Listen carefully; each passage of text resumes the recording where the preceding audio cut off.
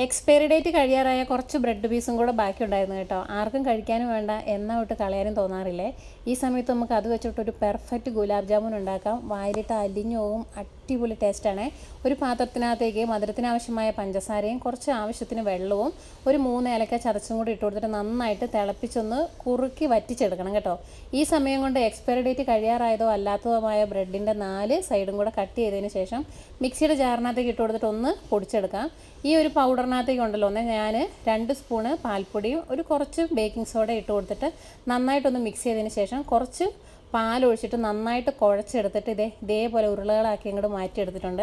ഇനി നമുക്ക് തിളച്ച എണ്ണയ്ക്കകത്തേക്ക് ഉണ്ടല്ലോ ഇട്ട് കൊടുത്തിട്ട് നന്നായിട്ടൊരു ഗോൾഡൻ ബ്രൗൺ ഷെയ്ഡ് ആവുന്നോണം വരെ ഇങ്ങോട്ട് ഇളക്കി കൊടുത്ത് അങ്ങോട്ട് എണ്ണയ്ക്കകത്തുനിന്ന് കോരിയെടുത്തിട്ട് നമ്മൾ നേരത്തെ ആക്കി വെച്ച ആ ഒരു ഷുഗർ സിറപ്പിനകത്തേക്ക് ഇട്ട് കൊടുക്കാം. ഒരു നന്നായിട്ടൊന്ന് തണുത്തതിന് ശേഷം ഉണ്ടല്ലോ നമുക്കൊരു ഒരു ഗ്ലാസ് ബൗളൊക്കെ ഉണ്ടല്ലോ അതിനകത്തേക്ക് അങ്ങോട്ട് ഇട്ട് കൊടുത്തിട്ട് അടച്ച് വെച്ചിട്ട് ഒരു 3-4 മണിക്കൂർ കഴിഞ്ഞ് അങ്ങ് എടുത്ത് കഴിച്ചാൽ ഉണ്ടല്ലോ വായിലിട്ട് അലിഞ്ഞു പോകുന്ന നല്ല പെർഫെക്റ്റ് ഗുലാബ് ജാമുൻ റെഡിയാണ്. എല്ലാവരും ട്രൈ ചെയ്യണം കേട്ടോ. അത്രയ്ക്ക് അടിപൊളി ടേസ്റ്റാണ്. കുട്ടികൾക്കൊക്കെ ഭയങ്കരമായിട്ടും ഇഷ്ടപ്പെടും. ഇനി എക്സ്പയറി ഡേറ്റ് കഴിയാറായ ബ്രെഡൊന്നും കളയൊന്നും വേണ്ട കേട്ടോ. ഇങ്ങനെയൊന്നും ഉണ്ടാക്കി നോക്കുന്നേ. ട്രൈ ചെയ്യണം. ഇഷ്ടപ്പെട്ടാൽ ഫോളോ ചെയ്യണേ. അപ്പോൾ അടുത്ത ദിവസം കാണാം. ടാറ്റാ.